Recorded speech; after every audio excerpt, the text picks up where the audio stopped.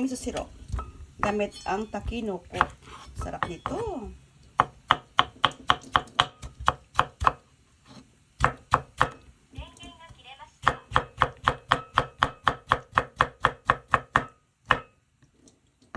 Yan lang. Kasi ano lang naman eh. Good for one serving lang kakain yan.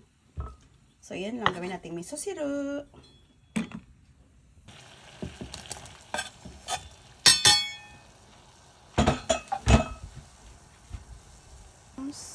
Lagay natin.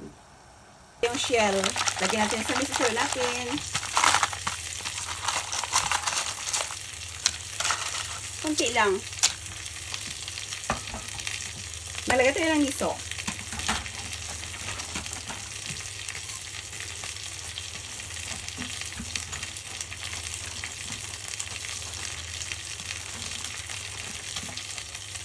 Yung homemade miso ko, tingnan nyo.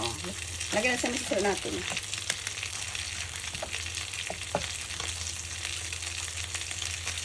Pag malagay kayo ng miso, guys, ihanguin agad. Kasi pag matagal siyang i-lutuin is, maano siya mag-salty.